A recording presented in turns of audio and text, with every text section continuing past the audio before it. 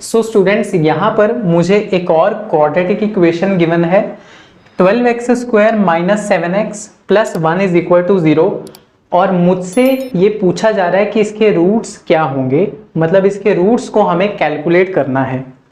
तो कौन सा मेथड हम लगाएंगे? Splitting the middle term method. तो चलिए शुरू करते हैं। सो स्टूडेंट्स आप यहाँ पर देख पा रहे हो इन तीनों टर्म्स में से जो मिडिल टर्म है वो है ये वाली -7x।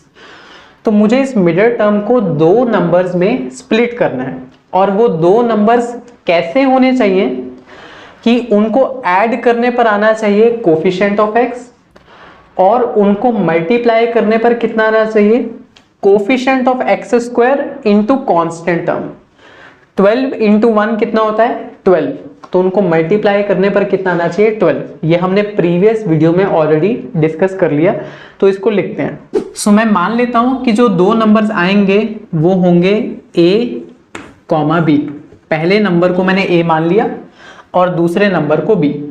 अब ये दो नंबर्स इस तरह से होने चाहिए कि इनको जब हम ऐड करें तो इनका एडिशन किसके बराबर आना चाहिए?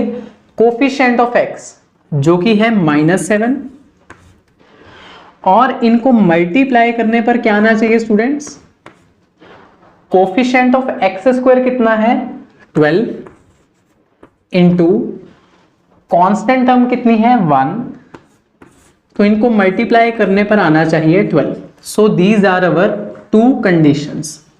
ये वो दो कंडीशंस हैं जिनको हमें ध्यान में रखकर a और b की वैल्यूज फाइंड करनी है। तो देखते हैं वो कौन से दो नंबर्स होंगे जिनका प्रोडक्ट 12 के बराबर आएगा। तो चलिए एक एक करके सिलेक्ट करना स्टार्ट करते हैं। सो अगर a की वैल्यू 12 हो गई और b की वैल्यू 1 हो जाए तो 12 इंटू 1 तो 12 होगा, बट 12 प्लस 1 13 हो जाएगा। मुझे क्या चाहिए? -7। तो ये तो रिजेक्ट हो गया। अगर a की वैल्यू 4 मान लें और b की वैल्यू 3 तो 4 into 3 again it is equal to 12, but 4 plus 3 क्या होता है? 7। मुझे क्या चाहिए स्टूडेंट्स? -7। तो एक काम करते हैं, अभी जो a की वैल्यू 4 ली थी उसको हम ले लेते हैं -4 और जो b की वैल्यू 3 ली थी उसको ले लेते हैं -3। तो अगर a की वैल्यू -4 हो जाए, b की वैल्यू -3 हो जाए तो अगेन प्रोडक्ट तो अभी भी प्लस का ही 12 आएगा, बट -4 और -3 का जो एडिशन है या सम है वो -7 हो पाएगा। तो इसका मतलब जो दो नंबर्स मुझे चाहिए वो कौन से हैं? This implies that a is equal to -4 and b is equal to -3। तो फिर चलो इस मिडिल टर्म को स्प्लिट करते हैं। सो यहां से मैं लिखना स्टार्ट करता हूं। तो ये जो पहली टर्म है उसको तो मैंने यहां पर लिख दिया students as it is 12x² -7x को मैं इन दो नंबर्स की मदद से लिखूंगा। तो पहला नंबर आएगा -4x और दूसरा नंबर आएगा -3x। +1 is equal to 0। ये एज इट इज आ जाएगा। तो आप देख सकते हो इस मिडिल टर्म को मैंने दो नंबर्स में स्प्लिट कर दिया। अब स्टूडेंट्स इन दोनों टर्म्स में से जो कुछ भी कॉमन आ रहा है उसको हम बाहर निकालेंगे। तो यहां पर मैं देख सकता हूं कि इसमें 4x कॉमन आ रहा है दोनों टर्म्स में। सो यहां पर मैंने 4x को बाहर निकाला। अंदर कितना बचेगा स्टूडेंट्स? यहां पर बचेगा 3x और यहां पर बचेगा -1।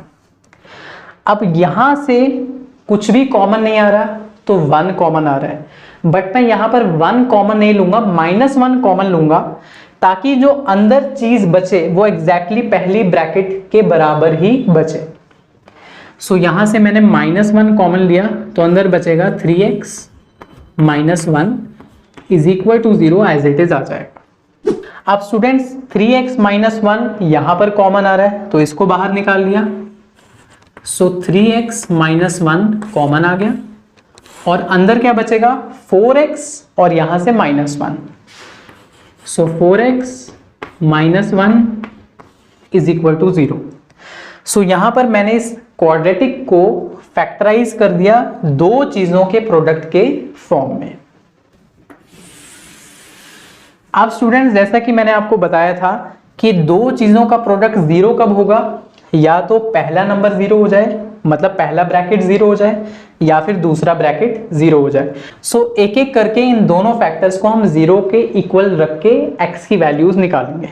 सो 3x minus 1 is equal to 0, ये हो जाएगा मेरा पहला इक्वेशन।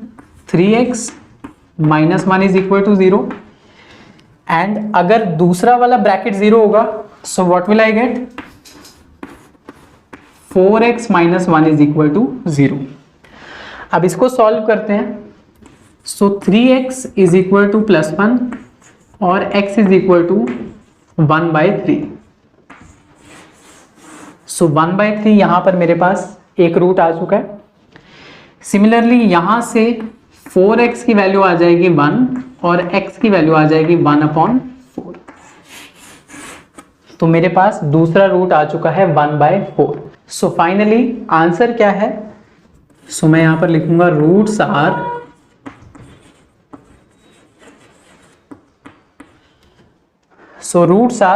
पहला रूट है स्टूडेंट्स 1/3 और दूसरा रूट है 1/4।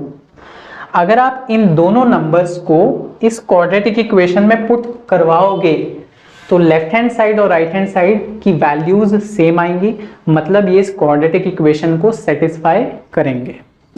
सो स्टूडेंट्स मैं आप सभी से ये आशा करता हूं कि आपको फैक्टराइजेशन मेथड या फिर splitting the middle term method अच्छे से समझ में आ गया होगा।